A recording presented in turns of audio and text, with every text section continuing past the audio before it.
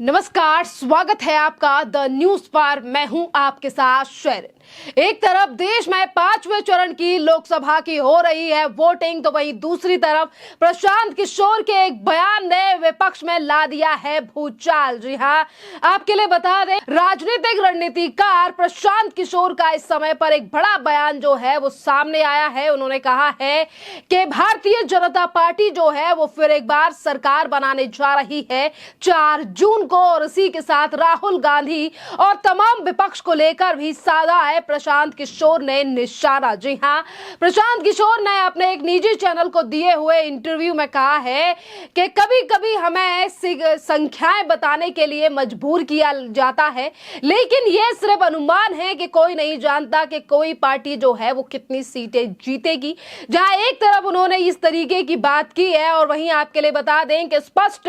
रूप से जो है वो प्रशांत किशोर की तरफ से कहा गया है कि पिछले कुछ महीनों में कुछ भी जो है वो देश में नहीं बदला है, जिसके चलते ये लग रहा है कि 4 जून को आने वाले रिजल्ट में जो है वो फिर एक बार भारतीय जनता पार्टी यानी कि एनडीए की सरकार बनती हुई दिखाई दे रही है। और वहीं दूसरी तरफ जो है वो उन्होंने कहा है कि उलटफेर के संकेत जो हैं वो उन्हें ज्यादा होते हुए दिखाई नहीं दे रहे हैं इस बार के इलेक्शन में। एक तरफ उन्होंने लोकसभा चुनाव और वोटिंग को लेकर और 4 तारीख को आने वाले रिजल्ट को लेकर यह बड़ी बात की है, तो वहीं दूसरी तरफ राहुल गांधी जो कि अमेठी छोड़ रायबरेली से लड़ रहे हैं चुनाव, और उन राहुल गांधी और कांग्रेस के समर्थक और जो अभी तक ये कह रहे थे कि राहुल गांधी अगर रायबरेली से चुनाव लड़ रहे हैं तो शुक्र मनाना चाहिए स्मृति ईरानी को, क्योंकि स्मृति ईरानी जो है वो राहुल गांधी से डरती हैं।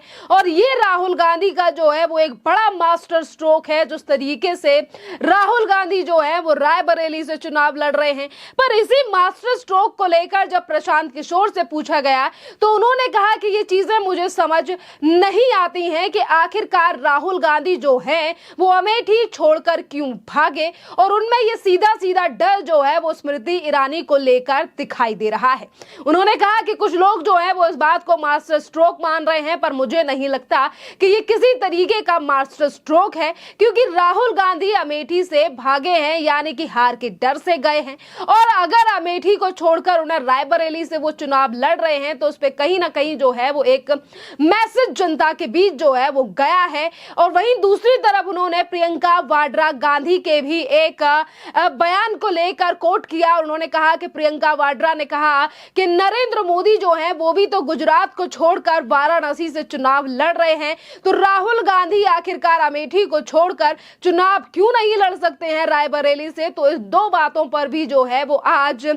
जो है डिफरेंस बताया गया। और प्रशांत किशोर ने कहा कि आज अगर प्रधानमंत्री नरेंद्र मोदी चुनाव लड़ रहे हैं गुजरात से आकर वाराणसी से, तो वो इसीलिए लड़ रहे हैं, पर वो गुजरात से हारकर नहीं भागे हैं, वो गुजरात से जीते और उसके बाद उन्होंने डिसाइड किया है कि उन्हें कहां से चुनाव लड़ना है। अगर राहुल गांधी अमेठी को जीतते तो अगर जीतते अमेठी को और उसके बाद छोड़ देते फिर तो कोई सवाल ही नहीं उठता था। बात यह है कि राहुल गांधी को अगर उत्तर प्रदेश की तरफ आना ही था तो उन्हें वायनाड यानी कि एक तरफ वायनाड में ही रहना था अगर उन्हें उत्तर प्रदेश या फिर अमेठी। एक तरफ कांग्रेस कह रही है कि अमेठी और रायबरेली जो हैं वो हमारी सीटें हैं, ये तो हमारी खानदानी सीटें हैं, पर अगर हैं आपकी सीटें तो इन्हें जीतने के लिए लड़ाई लड़िए, इस तरीके से छोड़ के मत भागिए। जी हाँ, ये सीधे सीधे शब्दों में जो है वो प्रशांत किशोर की तरफ से कहा गया है। जिस तरीके से राहुल गांधी जो है वो पिछले दिनों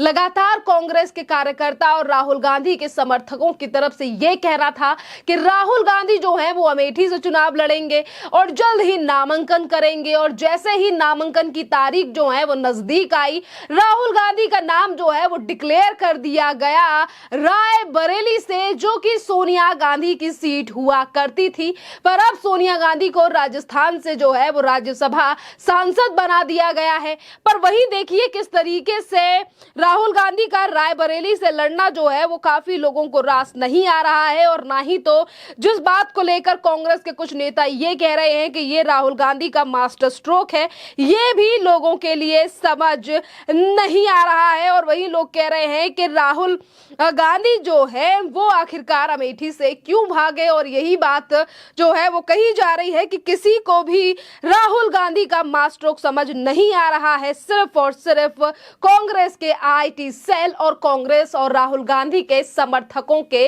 अलावा। आपके लिए बता दें कि जहां एक तरफ राहुल गांधी को लेकर ये तमाम बातें प्रशांत किशोर की तरफ से कही गई, इसी के साथ उन्होंने ये भी कहा है, एक अपने निजी दिए गए इंटरव्यू में उन्होंने कहा कि सरकार के खिलाफ मजबूत विपक्ष की जरूरत जो है वो आज देश में दिखाई दे रही है। और इसी के साथ उन्होंने कहा कि किसी भी पार्टी को 50% वोट नहीं मिलते और बीजेपी को भी 2019 में करीब 40% जो है वो वोट मिले थे, यानी कि पिछले लोकसभा चुनाव का आंकड़ा जो है वो प्रशांत किशोर की तरफ से यहां पर दिया गया। इसी के साथ प्रशांत किशोर ने कहा कि मेरा मानना है कि बीजेपी को 400 सीटें नहीं मिलेंगी, बावजूद इसके बीजेपी जो है वो फिर एक बार सत्ता में वापसी कर रही है। बीजेपी की जो है वो इस बार विजय हो रही है। उसका कारण यह है कि विपक्ष जो है वो उतना प्रभावी और विश्वसनीय नहीं है मोदी सरकार के खिलाफ। सीधा सीधा हमला जो है वो उन्होंने विपक्ष को लेकर किया है कि आज हमारे देश का विपक्ष जो है वो पूरी तरीके से मजबूत नहीं है मोदी सरकार के खिलाफ, और इसीलिए थोड़ी बहुत एंटी इंकम्बेंसी हो सकती है। 2019 के मुकाबले अगर थोड़ी बहुत सीटें जो है वो बीजेपी की कम आ सकती हैं, पर सत्ता में एक बार फिर से जो है वो प्रधानमंत्री नरेंद्र मोदी आ रहे हैं। देखिए, प्रशांत किशोर ने जहां एक तरफ विपक्ष को लेकर हमला बांधा साधा है, तो वहीं उन्होंने ये भी कहा है कि एनडीए की संख्या घटाने वाली यानी कि घटने वाली है इस बार, लेकिन तकरीबन 300 से ज्यादा अकेली जो है वो बीजेपी सीटें लाती हुई दिखाई दे रही है। ये बड़ी बात जो है वो प्रशांत किशोर की तरफ से कही गई है भारतीय जनता पार्टी को लेकर कि एनडीए की सीटों में घाटा हो सकता है, लेकिन बीजेपी जो है वो 300 तक सीटें जो है वो अकेली लाती हुई दिखाई दे रही है। जनसुराज पार्टी के संयोजक पीके हैं यानी कि प्रशांत किशोर हैं, और वो राजनीतिक रणनीतिकार भी रहे हैं, और उन्होंने ये भी कहा है कि जो लोग कह रहे हैं कि भाजपा हार रही है, उन्हें बताना चाहिए कि भारतीय जनता पार्टी कहां से हार रही है और कितनी सीटें हार रही है। जी हां, जिस तरीके से आज विपक्ष ये बात कहता है कि 4 जून को जो है वो मोदी सरकार का सफाया हो जाएगा, बीजेपी सत्ता से चली जाएगी, तो उन्हीं पर जो है वो बिना नाम लिए हुए ये बात प्रशांत किशोर की तरफ से कही गई है कि उन लोगों को जो है बताना चाहिए कि आखिरकार बीजेपी कहां से कितनी सीटें हार रही है, जिसके ऊपर आकलन किया जा सके। इसी के साथ इंडी गठबंधन यानी कि इंडी गठबंधन को बने हुए अब लगभग 1 साल होने जा रहा है। लोकसभा चुनाव की 5वें चरण की वोटिंग भी हो रही है आज। देखिए, इसी के साथ प्रशांत किशोर ने इंडी अलायंस को लेकर कहा है कि इंडी अलायंस को बीजेपी को हराने के लिए अपनी स्ट्राइक रेट में सुधार करना चाहिए। जी हां, तमाम सवाल जो हैं वो आज विपक्ष को लेकर कई रणनीतिकारों के द्वारा उठाए जाते हैं कि एक तरफ इंडी अलायंस जो ये कहता है कि मोदी सरकार को उखाड़ फेंकेंगे, वहीं जो राजनीतिक रणनीतिकार हैं उनका हमेशा ये सवाल रहता है इंडी गठबंधन से कि उन्हें अपने स्ट्राइक रेट में सुधार करना होगा और किसी न किसी तरीके से ऐसे मुद्दे लाने होंगे और ऐसे मुद्दे उठाने होंगे जो कि वैलिड रहे। और इसी बात को जो है वो आज फिर एक बार दोहराया गया है प्रशांत किशोर के द्वारा, जिस तरीके से उन्होंने इंडी गठबंधन को लेकर खामियां गिनाई हैं और कहा है कि विपक्ष जो है वो कमजोर है मोदी सरकार के सामने और इंडी अलायंस को अपनी स्ट्राइक रेट में काफी ज्यादा सुधार करना होगा। खैर, ये तमाम बातें जो आज प्रशांत किशोर के द्वारा अपने एक निजी चैनल को दिए गए इंटरव्यू में कही गई हैं, ये सीधा सीधा जो है वो हमला विपक्ष के ऊपर और कहीं ना कहीं ये विपक्ष के लिए बड़ा झटका भी है, क्योंकि देखिए अभी तो चुनाव चल ही रहे हैं, वोटिंग चल रही है और उससे पहले ही लगातार कई एग्जिट पोल भी सामने आ चुके हैं।